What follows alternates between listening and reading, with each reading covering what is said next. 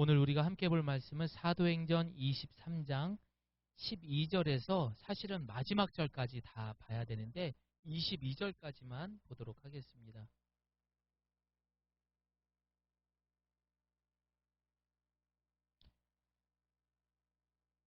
자, 성경책 다 찾으셨죠? 예, 좋습니다. 예전보다 훨씬 좋아진 것 같아요.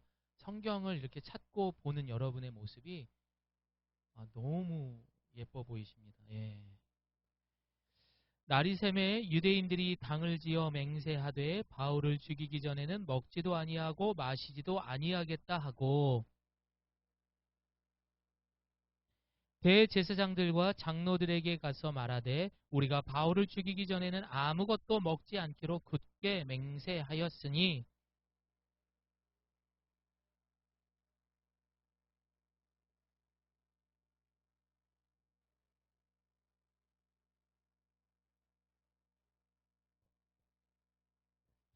바울의 생질이 그들이 매복하여 있다함을 듣고 와서 영내에 들어가 바울에게 알린지라. 이 청년을 천부장에게로 인도하라. 그에게 무슨 할 말이 있다 하니 천부장에게로 데리고 가서 이르되 제수 바울이 나를 불러 이 청년이 당신께 할 말이 있다 하여 데리고 가기를 청하더이다 하매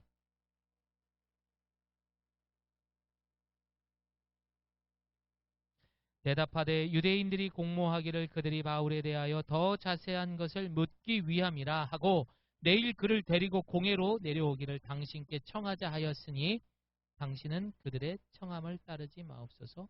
그들 중에서 바울을 죽이기 전에는 먹지도 않고 마시지도 않기로 맹세한 자 40여 명이 그를 죽이려고 숨어서 지금 다 준비하고 당신의 허락만 기다리니라 하니 함께합니다.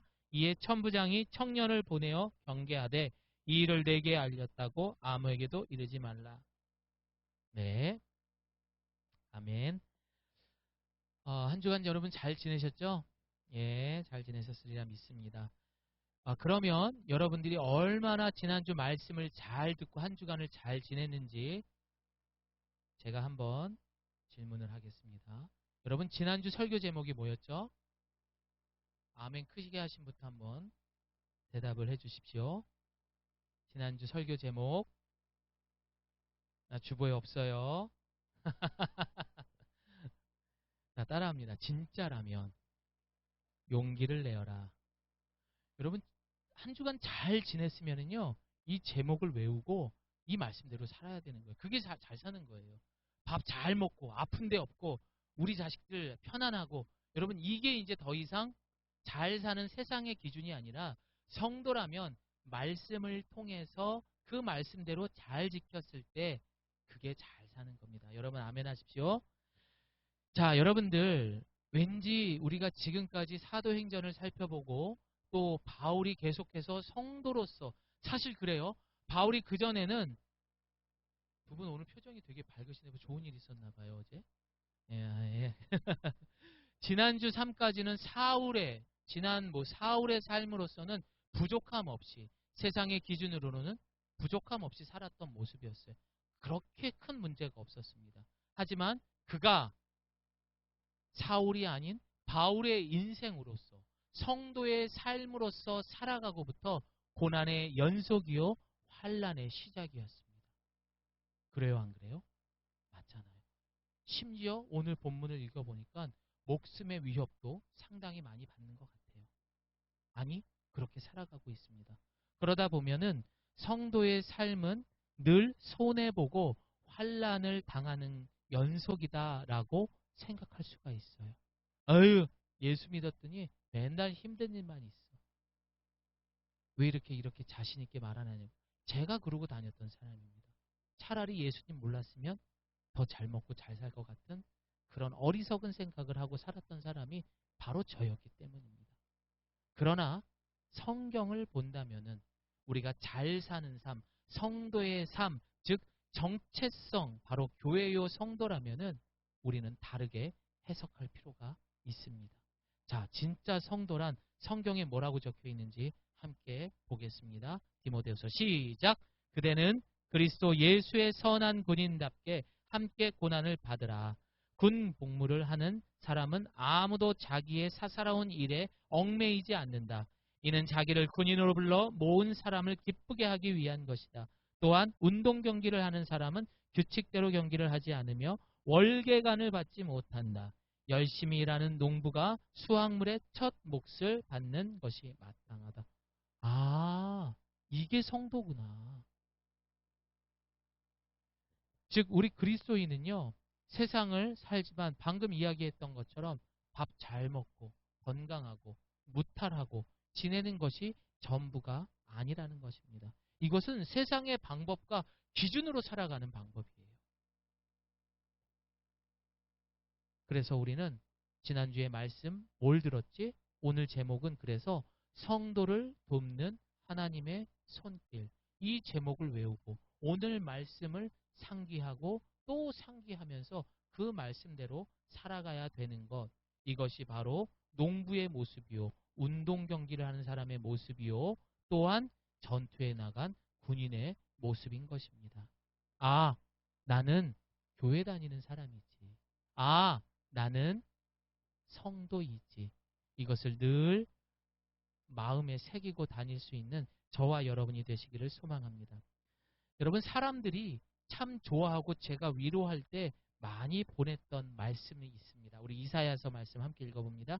시작. 이제 여호와께서 말씀하신다. 야곱아, 너를 창조하신 분이 말씀하신다. 이스라엘아, 너를 만드신 분이 말씀하신다. 내가 너를 건져 주었으니 두려워하지 마라. 내가 내 이름을 불렀으니 너는 내 것이다. 건널 때 내가 너와 함께 하겠고 네가 강을 건널 때 휩쓸려 가지 않을 것이다. 네가 불속을 걸어갈 때 타지 않을 것이고 불꽃이 내 몸을 태우지 못할 것이다. 여러분 다 진짜예요. 모세도 그랬잖아요. 다니엘도 그랬잖아요. 다 진짜 있었던 일입니다. 정말 주님은요. 이 이사야 말씀처럼 우리를 도우시고 지켜주시는 하나님입니다. 그렇습니다. 주님은 구별된 삶으로 세상 사람들이 봤을 때 저 예수쟁이들, 저 교회 다니는 사람들 고난 속에서도 뭐가 그렇게 즐거워, 뭐가 그렇게 당당해 라고 말할 수 있지만 그런 성도들을 하나님께서는 그냥 내버려 두지 않는다라는 거예요. 불 속에 있을 때, 물속을 지나갈 때에도 우리를 창조하시고 우리를 만드신 그 하나님께서 우리와 함께 하시는 줄을 믿으시기를 바랍니다. 여러분 저를 따라합니다. 하나님은 나와 함께 하십니다. 자, 옆에 사람을 보고 이야기합니다. 하나님은 한테 자기는 안 보고 있어. 막 너와 함께 하십니다. 아, 죄송합니다. 당신이라고 해야 되는데 반말로 야 너와 함께 있어 이러면 안 되는데 다시 한번 해보겠어요. 옆에 사람 뒤에 사람 보면서 하나님은 당신과 함께 하십니다. 네, 잘하셨습니다. 고로 우리는 따라합니다. 나는 성도입니다. 이게 특별한 하나님의 은혜고요. 하나님의 특별한 오늘의 제목처럼 그 손길이라는 것을 기억하셔야 됩니다. 성령 하나님은 환난을 당할 때에 가만히 계시질 않아요. 자, 우리가 아까 읽었던 디모데후서 2장 4절 그 이후에 또 뭐라고 나와 있는지 우리가 함께 읽어보겠습니다. 디모데후서 2장 7절 시작. 내가 말하는 것을 곰곰이 생각해 보아라. 주께서 모든 일에 그대에게 총명을 주실 것이다. 내가 복음을 통해 전한 바와 같이 다윗의 자손으로 나시고 죽은 사람 기억하라. 성도는 예수 그리스도를 기억해야 됩니다. 성도로 살던 성도로 살지 않던 간에 여러분 어떻습니까? 사업을 하시면 잘하실 거예요. 모든 순간순간들이 선택을 할 때가 너무나 많아요. 아빠가 되었더니 직장을 나가보았더니 어른이 되어서 나가보니까 우리의 삶은 늘 선택을 해야 돼요. 그래요 안 그래요? 그때마다 이게 맞는지 저게 맞는지 몰라요. 하지만 하나님께서는 때로는 이게 나에게 왠지 안 좋을 것 같은데 왠지 나에게는 불필요한 것 같은데도 그쪽을 선택하라고 말씀하실 때가 있어요. 이것을 성경에서는 좁은 문, 좁은 길이라고도 말을 합니다. 하지만 그것이 우리와 지금 함께 하시는 그 성령 하나님께서 지금 읽은 말씀처럼 우리에게 주시는 따라합니다. 총명인 거예요. 지혜라는 거예요. 이것은 돈으로 살 수 없습니다. 아무리 공부를 많이 하고 박사학위를 몇 개씩 갖고 있어도 절대 가질 수 없는 하나님만이 주시는 지혜라는 것입니다. 그렇게 하기 위해서는, 그런 큰 손길을 우리가 누리기 위해서는 바로 우리가 성도의 삶에 우리는 목숨 걸고 살아야 할 것입니다. 오늘 본문의 유대인들은요, 이 방법 저 방법을 다 써봤는데도 바울을 죽였어요, 못 죽였어요? 못 죽입니다. 절대 못 죽입니다. 불사조예요, 바울은. 이사야의 말씀이 정말 실현되고 있는 것 같습니다. 그러자 이 유대인들은 더 이상 참을 수가 없었습니다. 그래서 결사대를 만들었습니다. 약 40명의 가량이 바울을 죽이기 위해서 먹지도 않고 마시지도 않고 오직 바울만을 죽이겠다 하게 해서 모인 사람이에요. 이 사람들은 맹세했습니다. 나는 결단코 바울을 죽이겠습니다. 그리고 이들은 목숨을 건 사람들이었어요. 내가 저 인간 못 죽이면 나도 죽겠다. 그런 결사대가 드디어 결성된 것입니다. 자, 우리는 2주에 걸쳐서 성도에 대한 이야기를 상당히 강조를 하면서 이야기를 했습니다. 그러나 여러분, 우리가 살다 보면요, 성도이든 성도가 아니든 간에 목숨을 위협하는 질병에 노출이 됩니까? 안 됩니까? 돼요. 아무리 예수 잘 믿어도 교통사고 나요, 안 나요? 극동방송을 한 새벽 4시 정도 그때 틀면요, 거의 광고가 없거든요. 근데 유일하게 나오는 광고가 하나 있어요. 그게 뭔지 아세요? 보험 광고예요. 그렇게 새벽 기도 나가다 교통사고가 많이 난대요. 그래서 그 광고를 그때 하더라고요. 약간 모순인 것 같아요. 어쨌든 그런 질병과 그런 사고, 심지어 돈 때문에라도 한 번 정도는 속 썩고 자식 때문에라도 속 썩는 일이 아무리 예수 잘 믿는 성도의 삶이라고 해도 우리는 그것을 경험하게 됩니다. 이 말은 정말 중요한 것이 있음에도 불구하고 쓸데없는 것에 목숨을 걸고 사는 사람도 많다라는 것을 알 수가 있습니다. 즉 오늘 본문의 유대인들이 바로 무모한 것에 맹세하고 목숨 건 사람들이. 이거는 뭐 상관없는 이야기지만 상관이 있죠.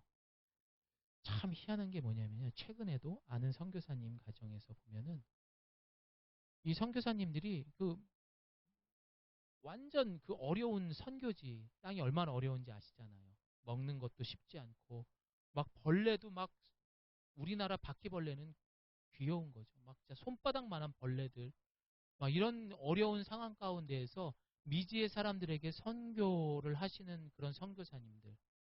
사실 이분들은 물질도 부족하고 모든 환경이 열악합니다. 그런데 너무 희한한 건 뭔 줄 아세요? 하나님이 그 가정을 도우신다는 거예요. 특별히 그 자녀들을 보면, 아니 왜 이렇게 공부들을 다 잘해요? 서울대 가는 것도 아니에요. 어디 갔냐고 했더니 뭐 옥스퍼드를 들어갔다는 둥, 예일대를 들어갔다, 하버드를 들어갔다는 둥. 여러분, 그 학교에 들어가려면 공부를 잘해서만 들어가는 게 아니라 학비도 만만치 않아요. 그런데 그걸 장학금으로 가고 어디선가 돕는 손길로 해서 그 선교사님 가정의 자녀들을, 이 애들을 남들과 똑같이 학원 못 보낸다고 얼마나 속상했겠어요. 남들 아이들 다 신기는 나이키 운동 한번 못 신기면서 선교지에 따라와서 그 고생하는 아이들을 볼 때마다 그 부모의 마음 얼마나 피눈물 흘렸겠어요. 하지만 하나님이 그 마음 아셨던지 그렇게 채워가시더라고요. 왜요? 그 선교사님들은요, 하나님 앞에 목숨 걸었던 사람이었거든요. 참 신기합니다. 없는 얘기하면 안 되죠. 근데 너무 많아요. 너무 많아요. 여러분, 생각보다 우리도 별것도 아닌 것에 목숨 걸고 사는 사람 너무나 많습니다. 우리가 지금 나왔던 이 결사대처럼, 아유 저 인간들, 저 유대인들 왜 쓸데없는 것에 목숨 걸어? 아니요, 우리도 그러고 산다. 여러분, 일단은 하루에 몇백 건씩 일어나는 교통사고로 통해 사람이 죽는 거 알면서도 아무렇지 않게 운전하시잖아요. 여러분, 그것도 목숨 거는 거예요. 심지어 아이를 내 손으로 데리고 가면서 무단횡단하는 사람도 너무 많이 봤어요. 또 과속하잖아요. 부끄럽지만 저도 지난주에 제한속도 60km인데 70km로 가서 딱지 띄었어요. 그렇다고 또 그러고 가면 뒤에서 또 빵빵 대더라고요. 왜 빨리 안 가느냐. 근데 저는 죄 안 짓고 싶은데 빵빵 되면 저도 이거 하죠 또. 참 인간은 연약한 것 같아요. 불법 유턴 하지 말라고 하는데 유턴 하잖아요. 그러다 누가 와서 박으면 어떡해요. 그런 게 요즘에 사실 배달 사업이 발달하면서 위험하게 운전하시는 분 많잖아요. 이 모든 게 어떻게 보면은 목숨 걸고 하는 모습들입니다. 우리가 잘 알고 있는 교통사고 전문 변호사 누구죠? 예, 다 알잖아요. 그렇죠? 이분 대세예요. 그럼 이분 운전해요, 안 해요? 안 한대요. 절대 안 한대요. 왜? 목숨 걸고 싶지 않대. 그 얘기를 유퀴즈라는 프로그램에 나와서 이야기하시더라고요. 아내랑 봤어요. 왜? 이게 자기의 목숨과 연관이 있기 때문에 안 한대요. 그래서 아내를 시킨대요.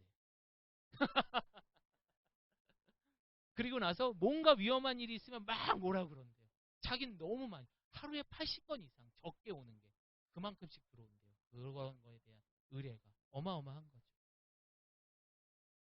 또 그 외에도 그렇게 몸에 건강에 해롭다고 해도 술, 담배 하잖아요. 그렇죠? 이것도 사실 따지고 보면 목숨 걸고 하는 겁니다. 그리고 가장 쉽게 우리가 알면서도 목숨 걸고 습관적으로 하는 것들이 바로 먹는 것입니다. 여러분, 미국의 온라인 매체 리틀 핑스사에서 리틀 핑스가 의사들이 먹지 않는 몸에 안 좋은 음식들에서 이렇게 통계로 나온 것들이 있어요. 첫 번째가 뭐냐면 바로 가공육입니다. 저희 어머님이 맨날 먹을 때마다 뭐라고 하시면서도 가끔씩 해주시는 바로 이 베이컨과 소시지. 여기에는 방부제가 다량으로 들어있습니다. 그래서 여러분 놀라지 마세요. 2015년에 WHO 세계보건기구에서는 이것을 발암물질 1급으로 지정한 음식들이에요. 암이 유발하는 데 1급의 음식이라는 거예요. 왠지 저는 앞으로 소세지를 못 먹을 것 같아요. 근데 너무 좋아요. 여러분도 좋아하시잖아요. 두 번째로 탄산음료. 설탕보다 흡수가 더 빠르기 때문에 혈당을 높여서 사실상 아이들에게 가장 안 좋아요. 근데 저희 애한테도 아무렇지 않게 제가 막 먹으라고 한 적도 있어요. 이제는 안 먹어요. 치과 몇 번 데려갔더니 이제 안 먹더라고요. 탄산음료 먹습니다. 통조림 음식 여기에는요. 환경호르몬 무서워요, 안 무서워요? 그게 대량으로 들어있대요. 왜냐하면 그게 깡통이 녹슬지 않기 위해서 그걸 통해서 액체를 집어넣는 거예요. 그게 환경호르몬 덩어리래요.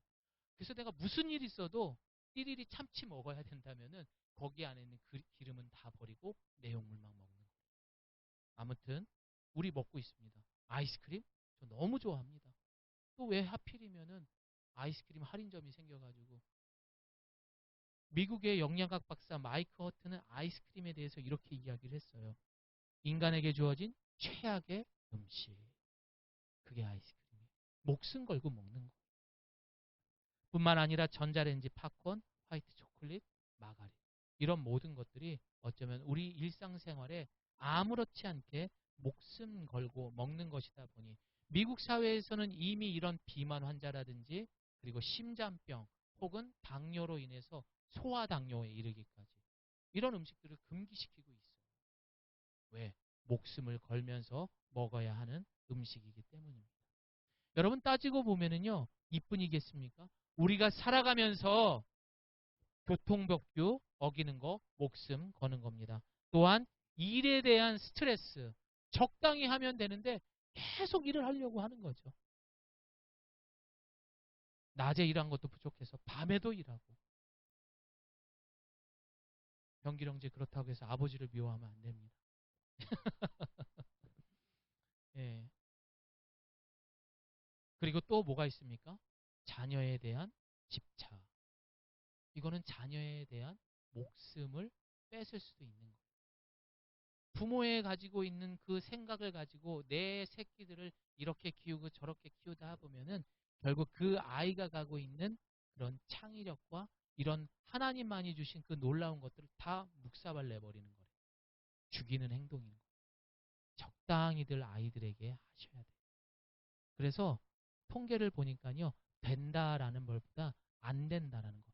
40번 안 된다 했을 때 된다가 한 번 나온대요. 그게 현실이래요.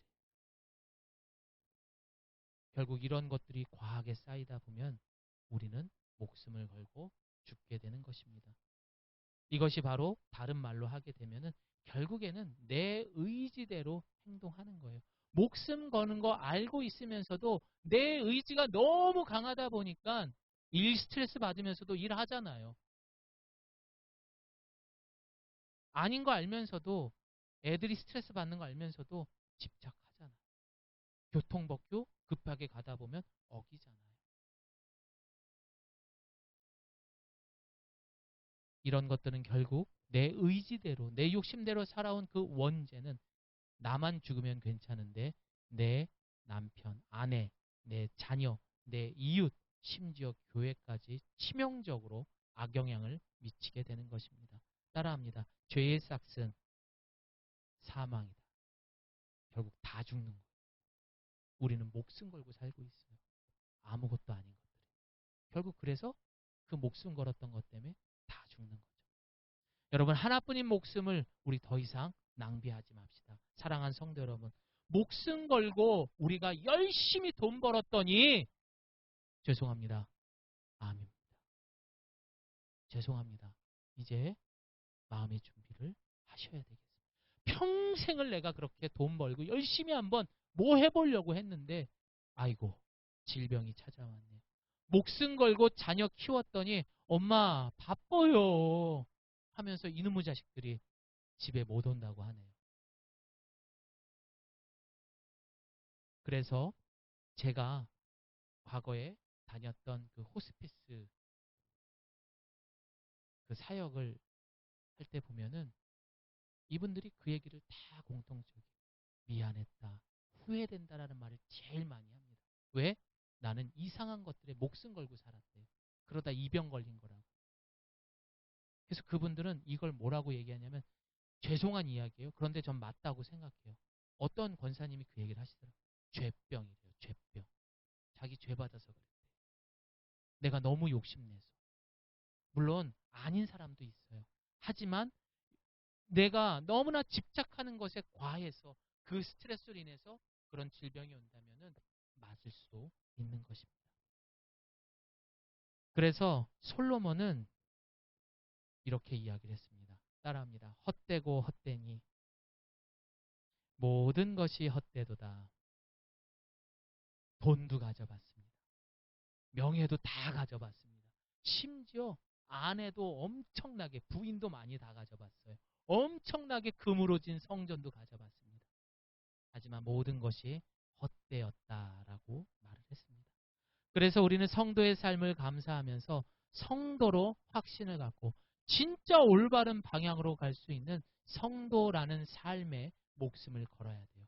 군인이 나라를 지키는데 목숨을 걸고 운동선수가 운동 경기에 목숨을 거는 것처럼 농부가 목숨 걸고 농사 지었더니 귀한 열매를 얻는 것처럼 우리도 성도의 삶에 목숨을 걸어야 됩니다. 자, 솔직히 한번 이야기해 봅시다. 나름 세상에서 돈을 위해 목숨 걸고 가족 위해 목숨 걸고 살아봤더니 지금 여러분이 남들이 나에 대해서 평가하는 것은 어떨까요? 아니, 여러분 스스로 내 자신을 평가할 때 어떨까요? 아휴, 나 왜 이렇게 살았지? 라는 생각이 주변 사람들은 아유, 성실하지, 잘하지 라는 말을 들을 수 있어요. 하지만 내 자신이 느끼는 나는 아니라고 생각이 들 거예요. 아마 여러분 스스로에게 질문해 보시길 바랍니다. 제가 어린이 사역을 오래 했어요. 오래 했어요. 10년 가까이 했어요. 그런데 그 어린이 아이들에게 꼭 질문하는 것들이 무엇이냐? 엄마 아빠에 대한 이야기를 꼭 해보라는 이야기를 많이 해요. 그런데 이 아이들이 보통 점수를 몇 점 줄 것 같아요? 많이 줄 것 같아요? 적게 줄 것 같아요? 어떻게 할 것 같아요? 이규 성도님? 적게 줄 것 같아요? 도요랑 선녀는 많이 주셨어요. 병길 형제는 나중에 아빠가 되면 많이 받을 것 같아요? 예. 교만하네. 농담입니다. 꼭 그렇게 받으시기를 바랍니다. 자, 여러분들 생각보다 우리 아이들은 착해요. 엄마 아빠에 대한 점수가 엄청나게 후합니다. 우리 엄마 아빠 대신 100점을 안 줘요. 네, 99점이요. 왠 줄 아세요? 그게 우리 아이들이 착하다는 얘기예요. 아이들한테 물어봤어요. 우리 아빠 어때요? 그랬더니 얘들이 이렇게 얘기하면 우리 아빠요? 우리를 위해서 정말 열심히 일해요. 저는 지난번에는요 손도 다치고 왔어요. 지난번에는 우리 아빠가 막 기침하면서 몸살도 났어요. 우리 아빠 우리를 위해서 맨날 그래. 그래서 마음이 아파요. 그리고 없어요. 그게 아빠인 거예요. 그럼 엄마는 우리 엄마요? 우리 엄마는요 우리를 위해서요 맨날 맛있는 음식 해줘요. 가끔 화도 내요. 그게 끝이에요. 그럼 왜 아이들이 99점을 줬고 100점을 안 줬냐? 그 1점이 사실 속마음이었다. 나는 아빠랑 더 놀고 싶고 더 함께하고 싶고 엄마에게 좀 더 친절하게 이야기를 하고 싶었는데 같이 지내고 싶었는데 그 아이들의 그런 평가의 모습이었던 것입니다. 또한 부모가 자식에 대한 평가도 똑같습니다. 아유 우리 아들 우리 사위 돈 버느라 고생 많지. 그게 끝인 거예요. 아유 우리 며느리 우리 딸 애 키우느라 힘들지. 그게 끝인 거예요. 용돈을 많이 주고 저거를 떠나서 얼마만큼 함께 하느냐. 그게 자신 없으면 같이 살면 되는 거예요.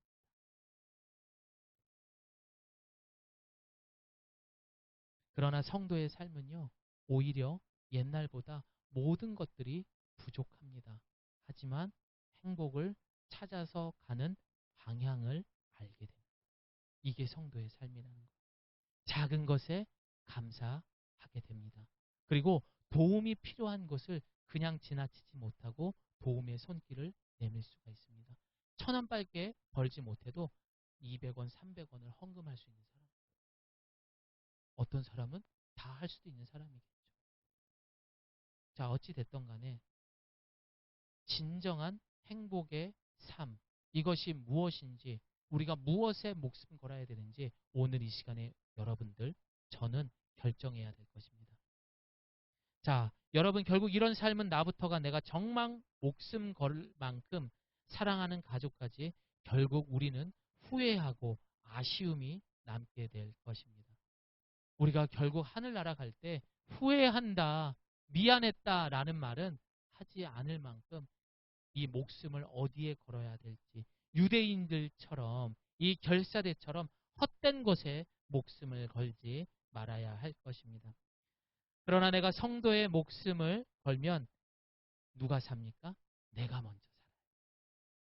내가 성도의 삶에 몫을 걸면 내 가족이 살 수 있습니다.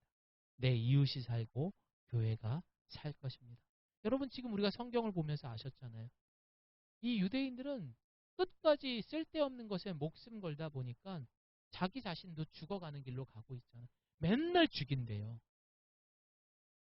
하지만 성도의 삶은 끝까지 살리는 거예요.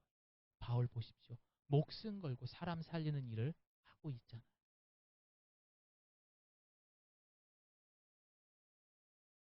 아마 여러분 주변을 살다 보면 돈 하면서 살아가는 사람들 보면은 아유 왜 저렇게들 살까라는 생각할 수 있잖아요.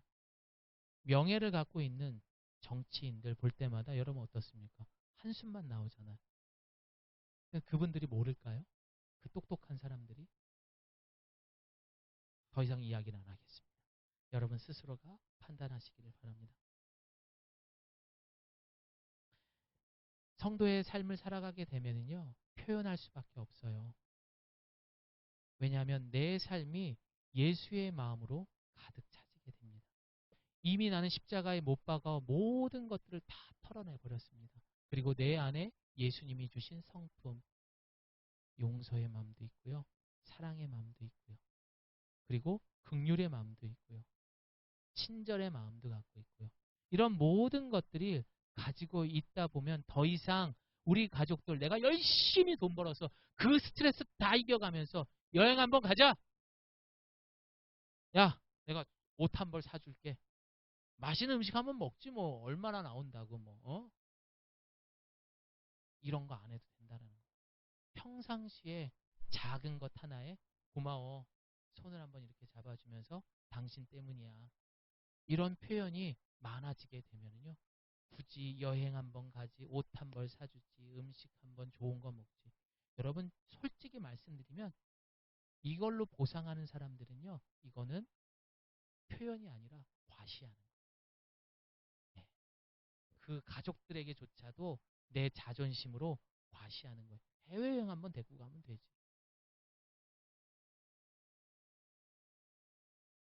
사실 이렇게 살아가는 것은 우리가 예전부터 그런 사랑을 받지 못했기 때문입니다. 그러나 오늘 이 시간 우리가 계속해서 성도의 삶이 무엇인지 알고 그렇게 이제 노력한다면은 우리는 이제 무엇에 목숨 걸어야 되는지 분명하게 정하고 살아가기를 소망합니다. 자, 근데 알면서도 못하는 게 참 우리의 현실인 것 같습니다. 사는 게 힘들고 피곤하고 또 월요일 내일 출근한 생각하다 보면은 뭐 주중에 내가 이런 것들을 표현하고 한다는 게 사실 쉽지 않아요.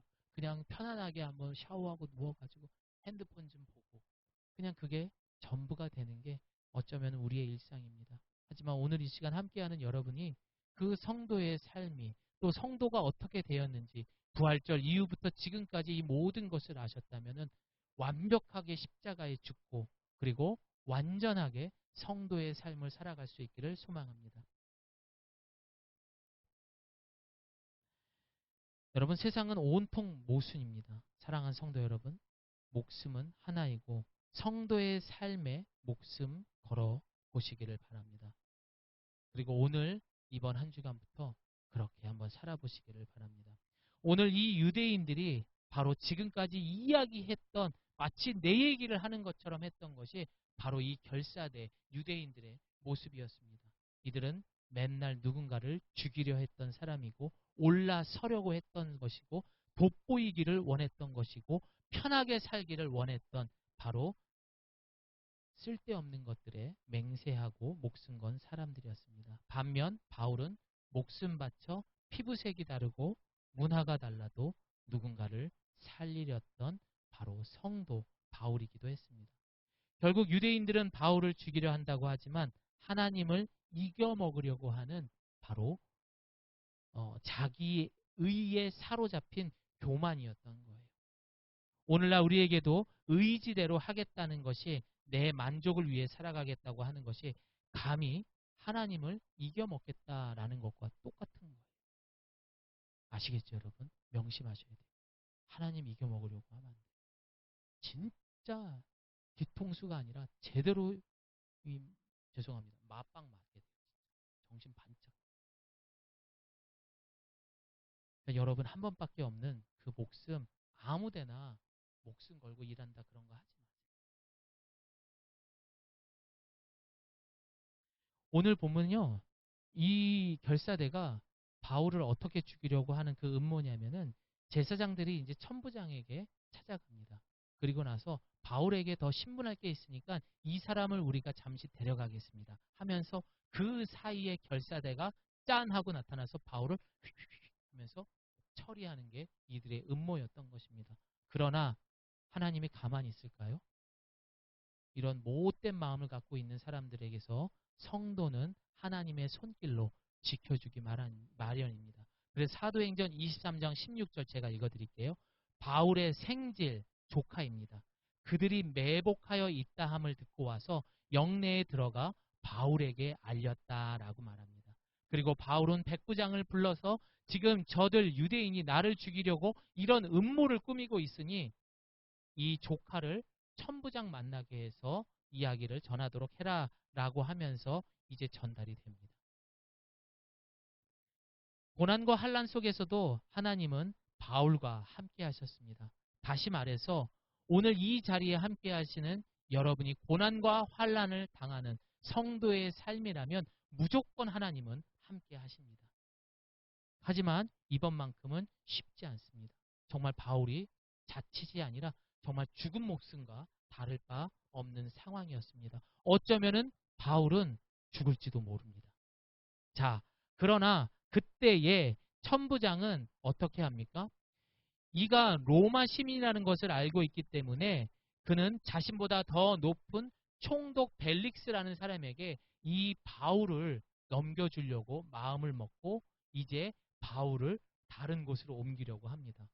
그리고 그 사이에 이들이 혹시라도 벌써 말씀이 나오면 안 되는데 혹시라도 몸이 상할까 해가지고 어떻게 하느냐 우리 같이 읽습니다. 시작. 그러고 나서 천부장은 백부장 2명을 불러 명령했습니다. 보병 200명, 마병 70명, 창을 쓰는 병사 200명을 파견대로 무장시켜 오늘 밤 9시에 가이사랴로 떠날 준비를 하라. 또 바울을 벨릭스 총독에게 안전하게 호송할 수 있도록 그를 태울 짐승도 어마어마하게 바울을 지키기 시작했던 거예요. 바울이 못 죽죠. 그 40명 지금 이 군대랑 맞설 수가 없는 거죠. 저를 따라합니다. 하나님의 돕는 손길. 한 번 더 따라합니다. 때를 따라 돕는 은혜. 맞습니다. 성도의 삶에 있어서 하나님은 이렇게까지 우리를 보호해 주시고 지켜 주십니다. 여러분 두려워하지 마십시오. 여러분이 물 가운데 갈 때에도 여러분이 불 속에 있을지라도 절대 여러분 털끝 하나 상하지 않도록 하나님은 우리를 지켜주시고 보호하시는 하나님이십니다. 군대에 있을 때 첫 번째 겨울을 맞이하게 됩니다. 그때 저는 일병을 갓 달았을 때였습니다. 철원의 체감 온도가 영하 20도 이상 떨어지는 곳이었어요. 죄송해요. 제일 듣기 싫은 게 군대 얘기, 축구한 얘기라며요. 잠깐 하도록 하겠습니다. 그래서 너무 추워가지고 내복을 입었어요. 그랬더니 저에게 4개월 고참이 와가지고 짬밥도 안 되는 게 내복을 입었어요. 영하 25도인데. 짬밥도 안 되는 게 내복을 입었다고 하면서 제 따귀를 때리는 거예요. 너무 화가 나서 왜 때리십니까? 라고 말대꾸 한 말 했더니 나오래요. 그리고 나서 화장실에서 막 그런 일들이 있었어요. 그리고 나서 저도 같이 싸웠어요. 그 얘기가 전달이 되면서 엄청나게 맞았어요. 6명한테. 이 얘기를 너무 구체적으로 한다면은 제가 정말 엉망진창이 될 정도로 그렇게 두들겨 맞은 적이 있었습니다. 너무나 서러웠습니다. 당장이라도 K2 총을 들고 다 쏴버리고 싶었습니다. 수류탄을 던지고 싶었습니다. 지구 끝까지 쫓아가서 저들을 없애버리고 싶었습니다. 그리고 복수하고 싶어서 자살하고 싶었습니다. 이게 그때 솔직한 저의 심정이었습니다. 그때 해도 그곳을 탈출할 수 없게 제가 유일하게 이 왼쪽 가슴에 늘 넣고 다니는 게 성경책이었었어요. 그 성경책을 남들 담배 필 때마다 전 그 성경을 읽었어요. 그래서 하나님 앞에 그 성경책을 이렇게 놓고 밤마다 화장실에 와서 울면서 기도를 했어요. 하나님, 저는 아무도 없습니다. 저를 좀 도와주세요. 몸이 아픈 게 아니라 제 마음이 너무 마음이 아픈 거예요. 그렇게 울면서 매일 밤을 기도를 했습니다. 저를 제발 이곳에서 벗어나게 해주세요. 어느 날 수송가님이 저를 부르더라고요. 야, 우리 수송부에 서울 누구냐? 여기 조경민 일병. 그러는 거예요. 조경민 나와봐 이러는 거예요. 일병 조경민 하고 딱 나갔죠. 그랬더니 너가 그래도 서울에 살고 했으니까 이번에 높은 분이 나오시니까 한 달 동안 파견 근무를 나가라. 그래서 그분과 함께 그런 좋은 사우나가 갖춰지고 저녁에 노래방도 가고 당구도 칠 수 있고 일병 때도 그 PX를 못 갔어요. 짬밥이 안 되면. 근데 막 마트도 내 맘대로 갈 수 있고 전화도 내 맘대로 할 수 있는 그런 곳을 한 달 동안 파견을 나가. 살도 포동포동 찌기 시작을 했습니다. 그리고 마음도 너무나 평안해졌고 그때 신약성경도 일독을 하면서 제 마음이 다시 정상적으로 오게 되면서 하나님께서 저에게 주셨던 시편 42편 5절 말씀입니다. 함께 읽습니다.